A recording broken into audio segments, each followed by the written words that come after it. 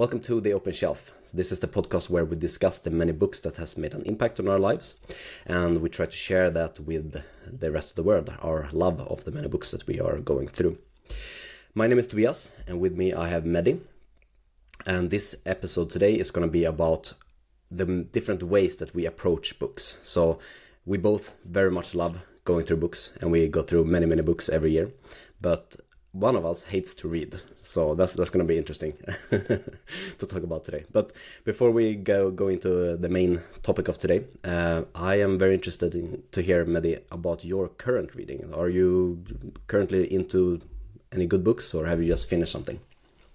Hi everyone, welcome to our first episode of the Open Shelf. Yeah, I'm currently reading Skin in the Games by Nassim Nicholas Taleb. And it's interesting, right? It's Nassim Nicholas Taleb have always a really interesting and unorthodox way of bringing new thought into the picture. I like his topics. He's not my most favorite author or anything, or his books, but I learned so many things from it. And not every angle that he discussed, I totally agree. But it gave me also different perspective how other people look at the words and how they contribute to their success. Uh, yeah, that Yeah, that's good. is what I'm currently reading. How about you? Well, with him, I read his Anti-Fragile maybe 6 years ago, something like that. Yep. And I really enjoyed the book. And I've seen some YouTube videos with him and so before as well. So I enjoy his perspective. Like sometimes he's a bit edgy and he tries a little bit too hard. Like he has this principle that he never drinks any liquid that is less than 2,000 years old. So he only drinks water and wine and coffee, basically. Yep. So it's funny, but I know I think he can get a little bit too much sometimes. But I'm really interested in reading Skin in the Game and his other Black Swan and these books. So I'm gonna add that to my list. Right. For myself, I just finished one book called The Battle of Narva. And I can't remember the author, Anthony, I think, something right now, where he, so it's about the Battle of Narva, where the Swedish forces fought the Russian forces, and he takes like half of the book, he spends explaining the political situation in Europe at the time, so this is in the 1600s, the turn into the 1600s. And you get to meet several historical characters. For example, they send a diplomat from France to speak with Charles the 12th of Sweden, and this diplomat is a close friend to Voltaire, for example. So it's cool to see, how small the world was even back then. And then, of course, the second half of the book is spent, explaining the actual Battle of Narva. So that was a cool read. I've never read anything like that before, but I've been interested in history for a long time. So I think this could be my little gateway into that world. It'll be fun to explore more of that. That is interesting. Yep. Yeah, and now going through our approaches for reading books. I'm the one that I'm not really big fan of reading, but at the same time I go through a lot of books by listening to audiobooks. My approach for listening is to utilize the time that I cannot really do anything else, like when I'm in the public transport, when I'm walking my dog, or cleaning up the house, anything that I can use my subconscious to work and conscious on audiobook, I leverage that time. And only leveraging those time, it add up to 50-60 books a year. That's how I approach going through the book, although I'm not a real reader. And this is something that maybe other audience that they are not really big fan of reading book and they're a good listener, they might enjoy books by going through the audiobooks. And since audio, no matter how hard you try, you get distracted so many times. Minimum, I go through each book twice, and I usually listen with the higher speed when I'm listening, and even the second time I increase the speed a little bit because I already know the most of the book, and I just want to see what did I miss. whether the author was trying to convey another message that I was not really listening well, or did I miss some point because I was distracted. And it turns out usually when I go through the book one more round, I gain a lot of material, especially if it's really good book. I think it's a waste if you don't go through it a couple of times. Mm. What Yeah, is your approach? yeah, How do for you sure. go through the books?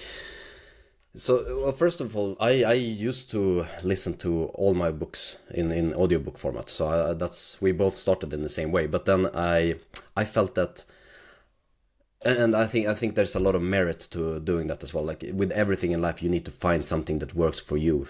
Because if you find something that works for you, then you will do it many times. And if you do something many times, you will get good at it. Like that's the basic recipe of success. So, but for me, I found that when I've gone through a book and I was like very excited about it and it really resonated with me, I wanted to tell others about it. So I would say like, oh, I read this really good book and it's awesome. And they would ask me like, so what was it about? And I was, it was very hard for me to formulate what the book was actually about, or to give some concrete examples if they raised some statistics or some references to some other books or something. I couldn't pull that out of my memory. So, and I think you solved that by going back and reading the book again as an audiobook, and I think that's a very elegant solution. I took a more, I don't know, techno approach. So I'm a developer in my foundation. So I've been programming since 1996. I've been a professional developer since 2004. So I naturally fell into like I wanted to build like a system and a processes and like really structure this. So what I do now is, first of all, I have a long list of books that I want to read. So I think I have 1,800 books now on that list versus the 500 plus books that I have read. So, and it's growing much faster. So I have a little algorithm using Bayesian statistics, if someone is interested, to pick my next book. Either I pick a subject and I use this algorithm to pick books within that subject, or I want one book to read next, so I use this algorithm to pick it. And then I try to keep 3 books alive at any one time, at any one moment. Sorry. So I actually have one audiobook that I listen to, and that's usually a biography. So with biographies, I don't feel like I need to take notes or anything like that, so I can just listen to it. And it's not fiction, so I don't feel my thoughts start to wander, but I can, just listen to it. And if I miss something, I go back, a minute or so. So that worked for me. And then I have a non-fiction book and a fiction book. So those 3 types of books, that's I have going at any one moment. And then when I read it, I take notes, either like something that a reference that I want to look up, or a quote that I want to remember, or just, something to remind me for when I finish the book about the message of the book, or the narrative of the book, or something that, exemplifies the book itself. Because then when I'm done reading it, I add it to my list of books that I have yet to process, and then I pick books from that list, and I go through them. I go through the highlights one by one, and I try to like condense it into one message, like this book is about this, maybe with some supporting quotes. Yeah, so that's basically my process for reading books. It's very very structured, but it fits my mindset at least. That works for me. Maybe you can just put the link of your algorithm and the post that you have for it for the audience if they're interested in the comments. Yeah, for sure. And description. Yeah, that's a good idea. Oh, I also have one actually suggestion. Oh, sorry. Yeah. One suggestion that I think will fit both of our use cases actually. So, since a year back or 1.5, I'm using a service called Readwise. So Readwise, they pull quotes from your Kindle reading or Kobo or whatever you use into their service, and then they resurface it. So you can configure it. So I have it now set to 10 quotes per day, or 10 highlights per day. So every day I get 10 highlights, I go through them and pick which I want to save and which I want to discard. And it just gives me a reminder about the books and the things that I thought, a week ago, 10 years ago, that I thought were interesting back then. So I get to remember the book. And it's similar to like spaced repetition. I get to retrain, what the book was about. So that helps me remember the books much better. And they have a feature where even if you haven't taken any highlights from a book, you can still add it to your account, and you get highlights from other people who have taken highlights from that book that you've read. So for your audiobooks, that could probably work very well as well. That sounds really interesting. Yeah, this is read-wise is sounds really interesting. Tool for you to just keep remembering the books that have really good impact on you, and you want to keep it refreshed. Those really good quotes on that book and everything. Yeah, I'll definitely check it out. For Yeah. me, I have really simple method to go through some quotes. I I use OneNote usually for this kind of stuff. I just wrote down few quotes from the books that I enjoyed, and I just go to top of my list, and I keep practicing that quote for myself. And then that quote is like kind of sink in, and I felt like I can recall it again. I go to the next one, and if I forget it again, it's later on that I come across it again, go to my list. Yeah, that's really good. I like that process. And if anyone, so Mehdi and me, we used to run a series of panel discussions in Stockholm. Was it 1 year ago, 2 years ago? Around 2 years ago, yeah. A while ago. So, and if anyone was attending to that, you will realize, the power of Mehdi's quotation system, because he drops quotes left and right. It's very impressive to see. I like, so it's obviously working for you, like Yeah, to remember the gists of the books. and That's good. that was something that also it's came to me when I wanted to discuss about a really good book that I had a whole moment that, hey, this was a great book, and when I wanted to talk about it, I could not even make Yeah. paragraph about that book. And that's also one approach, that at least I take one quote from this book. But also when I go through it over and over again, and especially after a long time, let's say after a decade or so, you revisit a book, it becomes totally different book. Not only Yeah. Yeah. the book is different, your perception is different. You are a different person.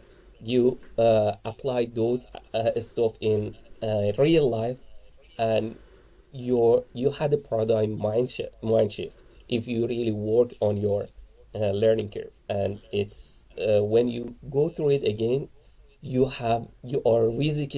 revisiting it with whole new eye, and Yeah. it's have really good impact.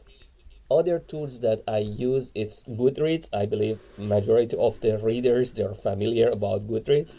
I keep track Yeah. of the books that I want to read or I read.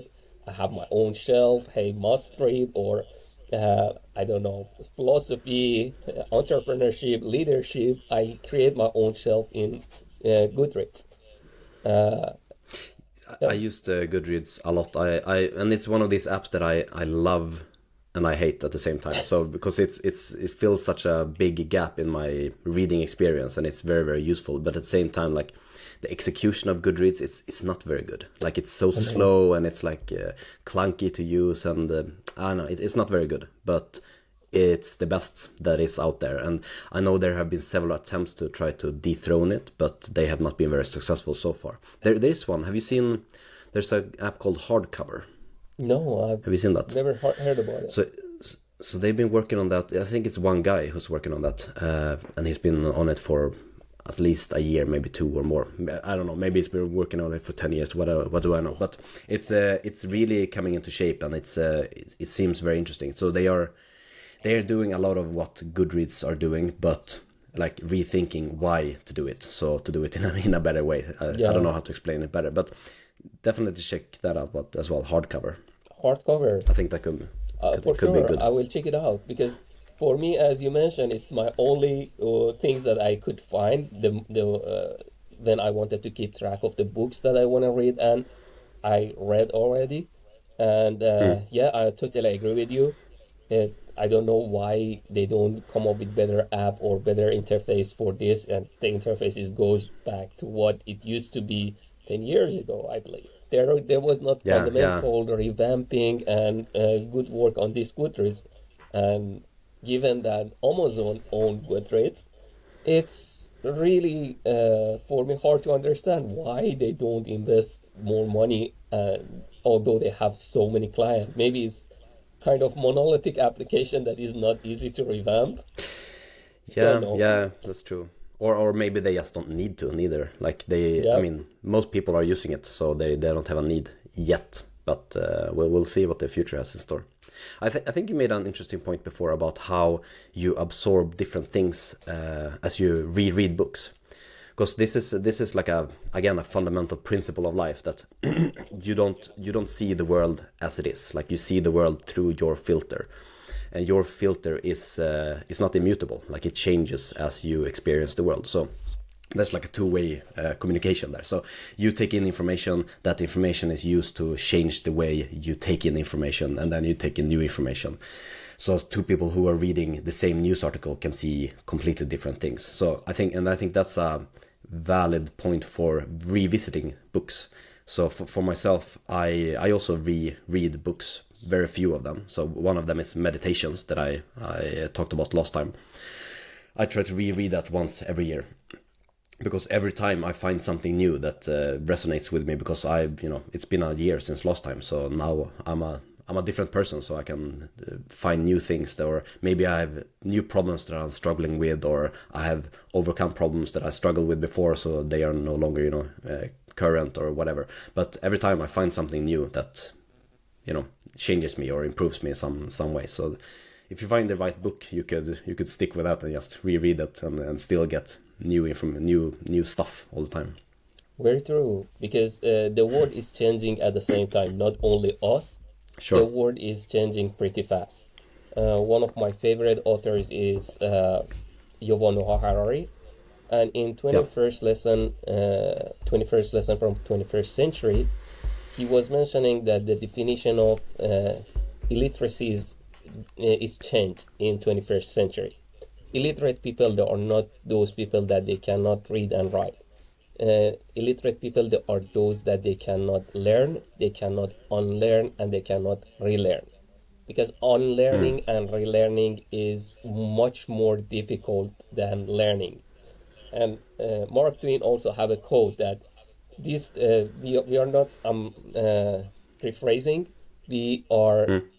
The problem is not the things that we don't know. The problem are the things that we know, and they ain't so. Like Right. Right. we learn it wrongly, and Yeah. Yeah. unlearning it is a skill. And going through the books over and over again and look at it from different perspective, it make a huge difference. And sometimes, for some books, if you don't have the quite good background, you might not really get the whole picture. Uh, for example, like Yeah. this $1 trillion coach. If you don't know who's Bill Camel, and who was he, what kind of role he played, and you go through the book, you might enjoy it, but you won't really get the whole message that the book wanted to, deliver. Yeah. But Yeah. when you go through different books that he have been referenced over and over again, and then you go through that book, it gives you another kick. Yeah. Yeah. For sure. It's interesting when you said that, like how to interpret a book depending on the context where it's written in, or who has written it. One book that comes to mind is, of course, Anne Frank's Diary from a Young Girl, I think it's called. I mean, if you just read the book and you don't know the context, like it's gonna be a ridiculous book. But if you know the context, about the Nazi Germany and everything, it's a whole different book. Like, it's wow, that made a huge impact on me as well. Very That's a good true. one. Very true. So we And we one had thing that we wanted to go ahead. So, one thing that we wanted to discuss about in this episode also, the books that shape our thought to really go through the books. Like we both cover over 500 books in last decade, and how it keep us going. What books give us this mindset to keep doing what we are doing and leverage the time that we have, and reinvent ourselves, and put time on our self improvement. The book that I mentioned in last episode was Slight Edge. The Slight Edge is a really great book that it's really stick with me, although I went through it like a decade ago, so. But still, the philosophy that it introduced is stick with me. It's like within this book, it's mentioning everything is your philosophy first. Then philosophy is make your attitude. Your attitude create action, and action lead to result. And also in the organization and everything, it's a paradigm shift is the first things that you need to put your focus on. Then it's create attitude create action, and action create result. If you just jump into result, you might not be able to go that long or be persistent the way that we were be. And also there is another book that I really liked. I want to really go through it again. It's the Success Principle. Uh, Also that book was really interesting. Uh, the author have been through over 3,000 book, and he put all the gist of all those books within the Success Principle. It's also really interesting read that can shape your uh, you know mindset.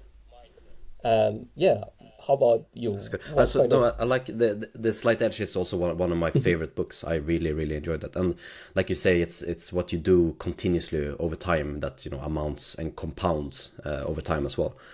And one big takeaway that I had from the Slight Edge is that this principle works either for you or against you. So if you don't put it to use for you, it will most likely be used against you. So if you're not intentional about how you spend your time, for example, then you will spend your time on TikTok or whatever, and with the results that follows from wasting away your life like that as well. So I really enjoyed that. It was a bit scary to read that one, but in a good way, I think. Yes, The yes, Slight Edge. totally agree. Yeah, it's a stick with me that hey, it's really easy to do the things that we are doing. Let's say reading few page of the book or listening few minutes in a day. It's really easy to do on daily basis, and at the same time, it's really easy not to do. And Yeah, yeah, which one you choose, it does yeah, not really make direct impact on your life on that moment or that day per se. If you uh, read few page, it's not gonna evolve your life, and if you don't yeah, read, your life won't get destroyed. But for sure. after the compound effect kick in, after several years, you will see the impact, and it's the power of the slight edge or compound effect. That if you know it works for you, and if you don't know the power of it, it works against you. Yeah, yeah, for sure. And yeah, I think there's so much to dig into that. So, but concretely here and now, one thing that we are trying to use this principle for is this podcast. So, for example, we've decided very early that we're not going to edit anything. So sorry about the all the and ums. And all the crappy takings, but we're not going to edit anything because we want to keep our threshold down, so we actually make the episodes happen. And then as we sit down and record, we make the episodes happen. They are going to improve as well as we do them. So that's a practical example of us using the Slight Edge to improve our podcasting, for example. I had a side business where I did nutrition and diet coaching. And a lot of people are struggling with that. And one thing that I kept coming back to that I would advise my clients is that if you have a baseline, so it's the average that is the interesting part. That's the average that reflects how you feel and how you perform. And so if you 3 days out of 7 in the week you do really good, like you eat your vegetables and you keep to your meal plan and everything, and then 4 days a week you don't, you go bananas and you order pizzas and have crisps and beers and whatever, it's not going to go very well for you. But if you shift that to 3 versus 4 instead, it's going to be a little bit better. If you shift that to 5 versus 2, it's going to be even better. So, and the times when things go bad is when you are feeling like you come home and you're tired and you don't want to deal with it, you don't want to stand and cook or whatever, and those times feels like a challenge to people, like it's something that they need to overcome. But if you switch it instead to seeing like, okay, so this is one of those 4 opportunities that I have this week to make a difference, to move my average. So this is like, I feel tired and I feel shit, I don't want to do it, but this is opportunity instead for me to move my average. For myself and for many of my clients, that like mindset shift made such a difference, like seeing it as an opportunity instead. And again, that's the slight edge. That's an application of the slight edge. So that was good for me. Right, right. And we were talking about how, the previous episode, the books that we mentioned that had made an impact. So again, I keep repeating about this book, but Meditations by the Roman Emperor Marcus Aurelius. That was my tip. And we had listeners asking us to explain a little bit why we picked the slight edge and meditation. So my explanation then for meditation is that it's first of all, it's very cool to read the daily thoughts. Like, this is a diary of one of the most powerful men in the history of the world. And he writes about very mundane things, about how he struggles with people who are ungrateful, and how he struggles with himself wanting to lay in bed and just, be under the cozy blanket when he needs to get up and lead his empire. It's very cool to read from that perspective. But then it also teaches so many interesting mental models, or help tools to help you live a better life. So for example, one of the basic premise in Stoicism, and which his philosophy is based on, is that there's a difference between what you can control and there's things that you can't control. And realizing this difference makes you both stop stressing about all the things that you can't control, which are the majority parts of your lives, if we're being honest. But it also helps you focus your time and effort into the things that you actually can control. So that's a really, really big thing. So you are going to go to the attraction park today, but you can't because it started to rain. You can't control it, but you can control what you're doing instead. So okay, so let's cozy up at home with a movie, instead. That's a very silly example, but a very concrete one. Yeah, that's right. And the interesting things in Skin in the Game, the meditation came up as well. A Skin in the Game, the genre is about, hey, don't get advice that from people that they earn their money from giving advice, unless they are willing to pay fine for it. Only stick with the people that they are having a skin in the game. And one of the books that he was bringing as an example was Meditation.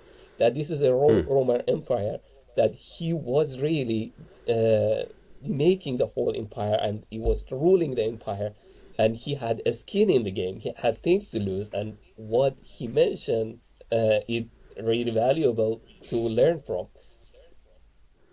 Yeah, it's so cool to read that now later.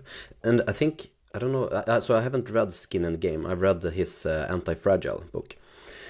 But I think it was there he talked about this principle that, or I don't know, well, I'm mixing things up, but he has told this story about how, I think it was Roman construction workers or Roman architects or something, when they built a house, when they built a bridge, they had to sleep under the bridge with their family for a week or something like that. So that's a very good way to incentivize them to build a really good bridge. I forgot the name of the person as well, but he mentioned it in this book as in A Skin in the Game again, that there were this rule: if, let's say, if a person go and die in the house that you build, the builder of the house, they need to take their life from it. And it was the philosophy that he wanted to mention, that hey, you need to have a skin in the game. It's have three category, like not a skin in the game, a skin in the game, soul in the game, which is totally new level. It's interesting, right? Maybe I should bump it up in my little algorithm list, so I can get to it sooner. Yeah, I've been meaning to read all his books because they are usually interesting, at least some parts of it.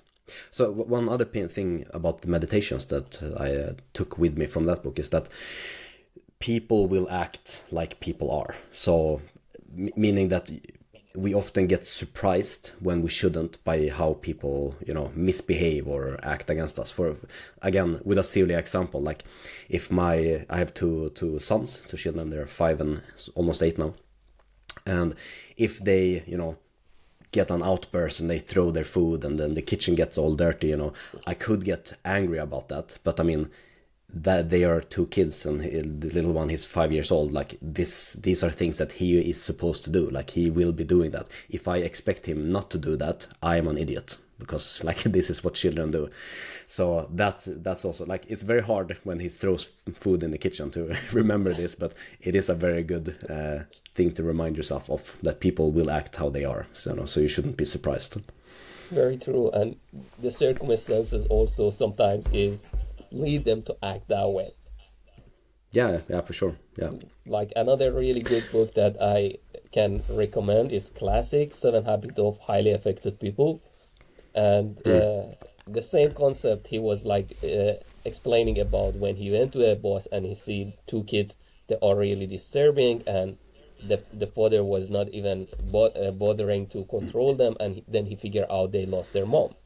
And it was like the way that he bring Stephen Covey the concept within the story-like manner stick with you. All the example that he mentioned, like although I have been through that book over 10 years ago, I still remember the example and the message that he wanted to deliver.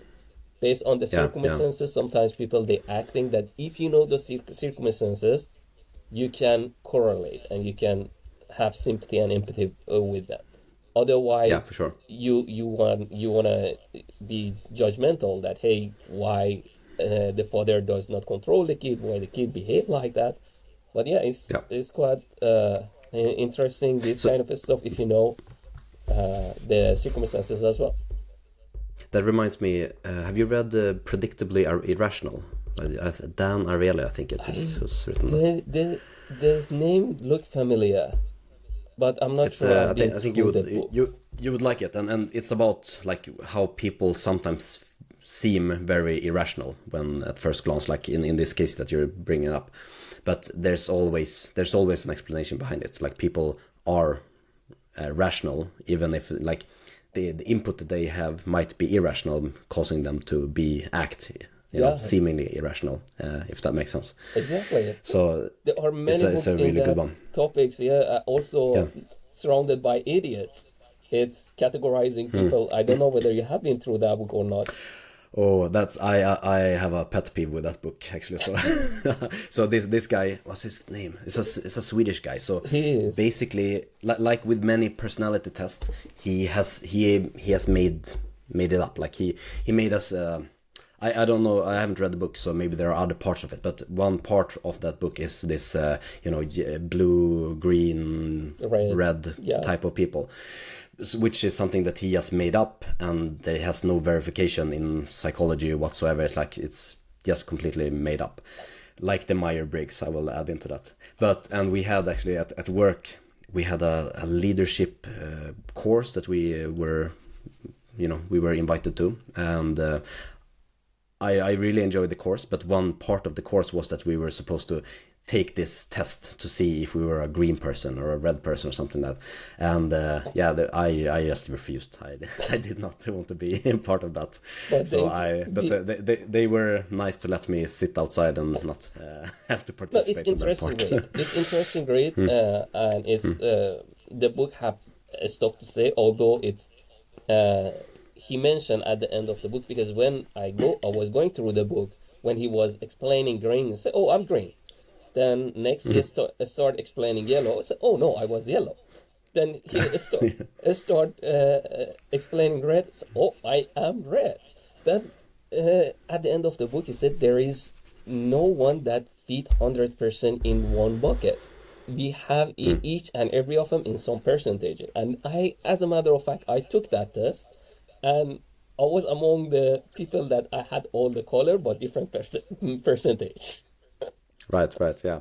And I'm sure if you take it the next day, it will be a different Different, spread as well. So exactly, yeah. But at the same time, it give you a really general sense. It's not 100%, of course. There is nothing absolute here, but at the same time, the book have messages and things to say. yeah, I haven't read through it, so but I'm sure. And so with that, like, I have a little bit of a pet peeve, like I said, with this kind of thing. So, like, if you can't reliably say that, or reliably assess something, so that you consistently get the same assessment, like you are a green person, you are a green person, it's not suddenly that, oh, now you're a blue person, because then you can't really rely on the assessment. Exactly. Then you if there's also uncertainty between the connection, if you're a blue person, then you should be handled in this way, or if you're a red person, you should be talked to in this manner. So then there's like a chain of uncertainty, so it's not useful whatsoever. But if you break it down, like, what makes you green, or what makes you blue, what makes you red, and how does that affect how you should interact with person, maybe there could be, like, I'm playing the devil's advocate here, but maybe Yeah, there could be something useful in there. Yeah. very true. Totally agree on Yeah. that. So we had some feedback from, we released our trailer episode where we talked a little bit about the podcast and just announcing it, and we got some feedback. I was very happy to see that we got some feedback whatsoever, but we had some nice comments here. Three of them were, we asked about the books that made an impact on people's lives, and we got 3 comments here. So one was extreme ownership, and the woman who commented that was Lyubov, maybe. Sorry for butchering your name. I have no idea how to pronounce that. You can help us out maybe in a future comment. But the book Extreme Ownership by Jocko Willings, right? Have you read that? Yeah, that is really interesting. Great. I Yeah. like when it's come to military type of books, because it's a matter of life and death, and it's real leadership start there. Yeah, for sure. So it's about taking ownership of your team and the results that your team produces as the leader of the team. So even if you feel that someone has not performed their duties very well, or someone has been slacking, and because of that it has led to not very good results, you are still responsible for that. For that result. So it was your responsibility to make sure that everyone was on board, everyone had everything they needed, all the obstacles were out of the way. Even if you don't do it, you can still delegate and make sure that other people do it, but it's still your responsibility as a leader to make sure that it gets done. So that I really like that one as well. Although I always mix his books, like Extreme Ownership, Dichotomy of Leadership, and Discipline Equals Freedom. They all get mixed up in my head, but all 3 of them are good reads, and especially if you read it like with his. Have you seen him on YouTube? He's this badass Navy SEAL guy who speaks the way as well. So like if you read the books with his voice in your head, like, it's an awesome experience. Interesting. Maybe in future podcasts we can discuss further about it and revisit the book per se. Yeah, for sure. And Yoko, if you hear this, you're welcome as a guest, of course. Next one we had was The Old Man and the Sea. And I think we both read it a Yep. while ago. I read it recently. So that one is about a fisherman who goes out to fish and then catches a really big fish, you can say, basically. And it sounds ridiculous, but like the whole book is about this old guy's internal journey, and he's growing old and weak, but he still wants to prove that he's strong and capable. And while his village is kind of shunning him, there's still this young boy that tries to keep him within society. And yeah, there's many aspects of it. Ernest Hemingway is the author. Yep. I really, really enjoy that one. It is interesting read, but not one of my favorite. But this is something also is matter of taste. Sometimes Sure. you have a takeaway from a book because the life that you live, the journey that you had, you can correlate and relate with that story, and the impact that have on you not going to have on everyone else. That doesn't say the book is the worst or the book is the best. The book works for different people in different ways. Sometimes Yep. you get so many message from like normal roman or anything novel, and but sometimes you go through a book that have a lot of to say, but it's not really resonate with you. it really depends. It's among the books that I see the perseverance, the hard work, and everything is in the book, and the story is really engaging. But the takeaway for me was not really significant per se. Yeah, and but I think it's a interesting point though to bring up that we're mainly going to talk about non-fiction books in this podcast, but fiction books can still give you a lot and teach you a lot, Very especially about true. sympathy and empathy with other people and understanding of different people's lives. That's really good. Well, one book though, like a tangent, but have you read the Little Prince? Of course, this is one of my favorite. Oh, you like it? Oh, that's Of funny because course. I was gonna bring that up as like I don't understand like how people can rave about that book at all. No, So that's that book interesting. like is among the book that's what I mentioned. This is a book that Mm, you if sometimes when you see the message, it have a lot to say. It's like looks like a children books, but it have multiple layer. And when you decipher those layer and open it up, it have a lot to discuss about. It's among my favorite reads and must read per mm, se. Uh, mm. that's why, like I was mentioning, sometimes the book give you a oh moment and kick moment, and when you introduce it to other people, they cannot really correlate with it.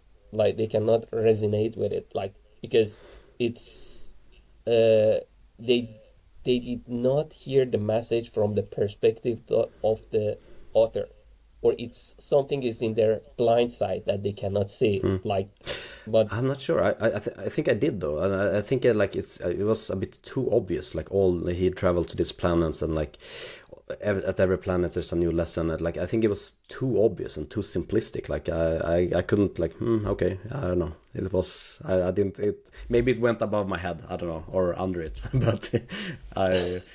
I enjoy that we have different perspective and that we enjoy different books. of course. So, No, it's like and matter of taste. It's there are some stuff.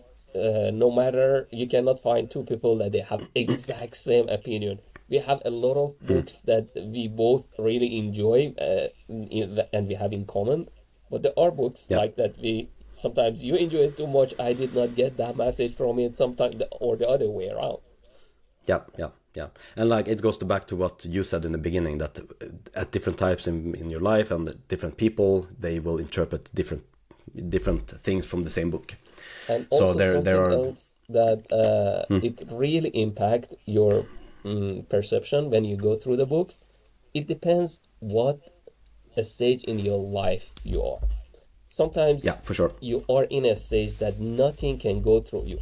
Like if you're listening to audiobook at the end of the audiobook as if you did not listen to it at all because your mind was occupied with other Yeah. things, with life, with anything.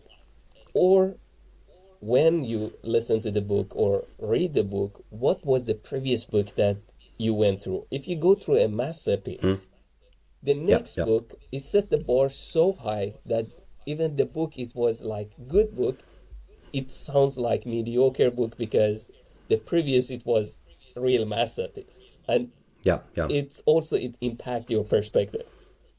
Yeah. So a funny story about that, or a little anecdote, is that I see. Let's see if I remember all the details about this correctly. But the way I remember is that Amazon had IMDb had a challenge out to see if you could improve their recommendation engine.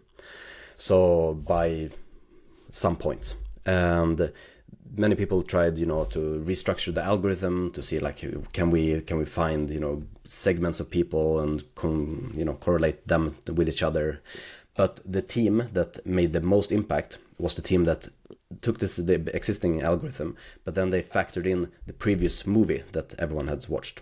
So if they had watched something that they gave a 9 and then suddenly they gave a 7 to the next movie, maybe that 7 was actually a 7.5 instead, because they saw something really really good, so that was now the bar for comparison. Interesting.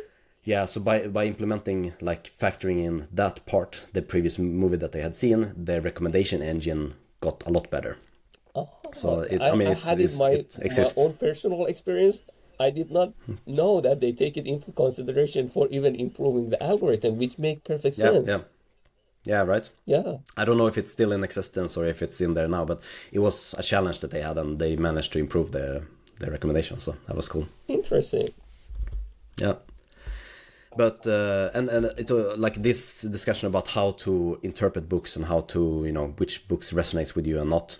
It's it also helps explain why you see some books, you know, with 300,000 reviews and it's a 4.3 on Goodreads, and you go through it, you're like, this was shit. I don't understand. I don't understand what they're about. So maybe if you return 5 years later, you know, it's awesome. Or if you had read it 10 years earlier, it would have been awesome. Maybe. Yeah, So. yeah, very true. Right. So one thing I wanted to bring up, or that we talked about for this episode, is that we are releasing it January 1st. So it's a new year. And that means, you know, New Year resolutions and reading challenges, right? So Goodreads has this option where you can set up a reading challenges for a number of books per year. Is that something you use? Yeah, I use it like for I think last almost 9 8 years, and I usually set my challenge around 60-ish book. Sometimes I exceed, Oh, wow. sometimes I cannot really meet it. Like this year, for me, like in 2024, it was kind of challenging year, moving from one country to another and starting the Yeah. new job and everything. And it was quite challenging. I only could cover around 40 book this year. Hmm. And next year, Oh, nice. hopefully, I'm gonna exceed my uh, challenge, which is 60. Right. The year of revenge. Yes.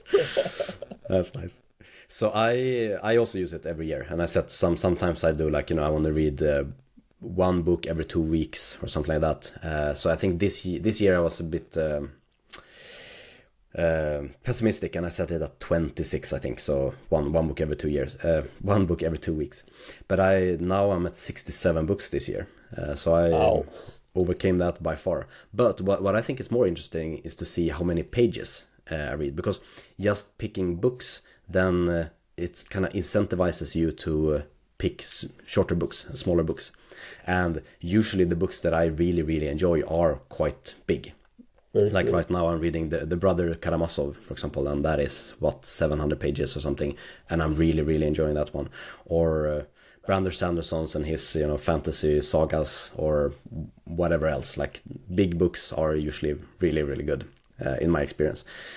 So I really wish that Goodreads would give us the option to set a reading challenge based on number of pages. That would be Yeah, cool, that would make better sense actually. Right. right? Very Yeah. true. Do you have any a hit list of books that you want to go through next year or this year? Like the way that I'm tackling it, it's coming from Nassim Nicholas Taleb. He was mentioning Mm. that the things that stay longer, there is a higher chance to stay longer. Also, one of the example that he Right. Yeah. was mentioning books. Say, let's say Mm. the books that have been in last decade or couple of decades, and it's have been read by so many people, there is a high chance that it will last for a couple of more decades or centuries per se. And Mm. that's set my expectation, because I usually wanted to go based on the rating, but unfortunately the rating in Goodreads is not really good. If it have only one rate and it's 5, it bring it on top of your list.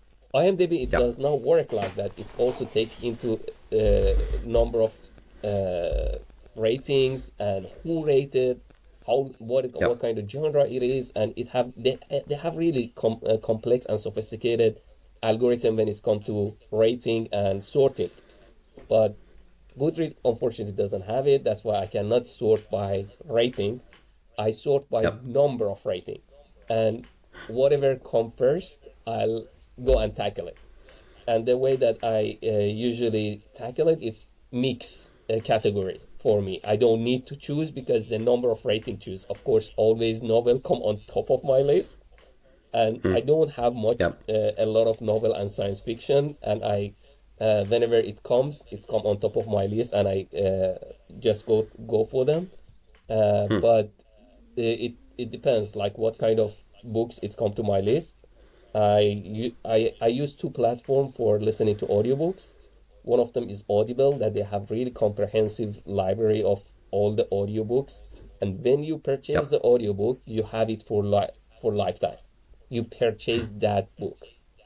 But there is another platform called Everand. They used to call Scribe, but now they rebranded to Everand.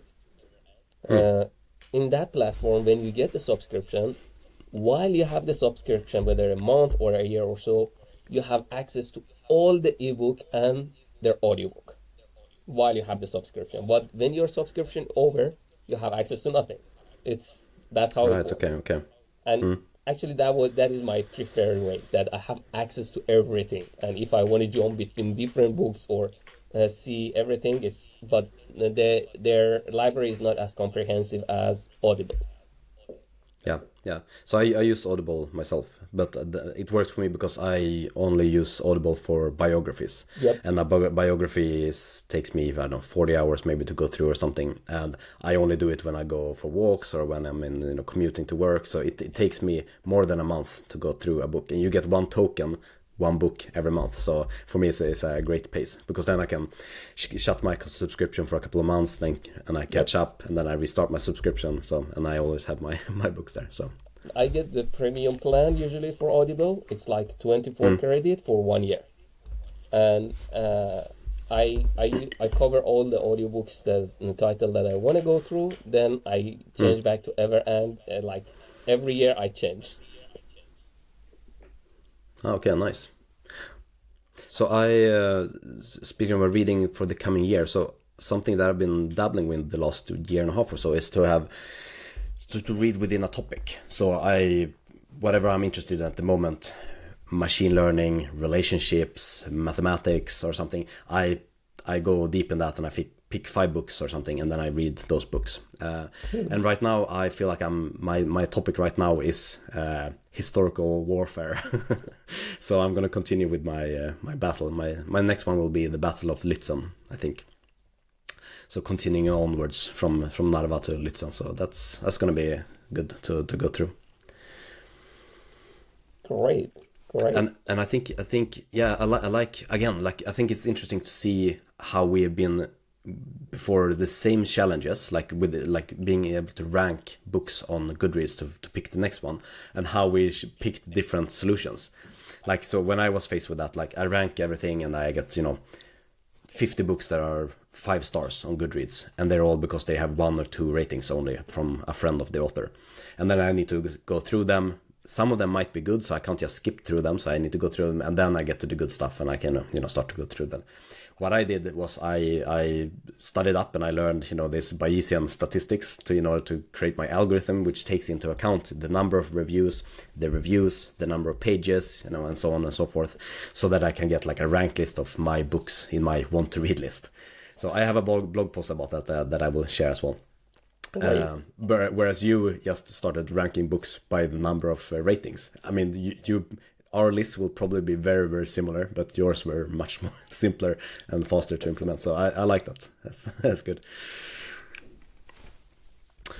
Okay, so I think that's it for today. I believe so. And next episode we are going to discuss about entrepreneurship and leadership, right? Yeah, building and running a business. Yeah.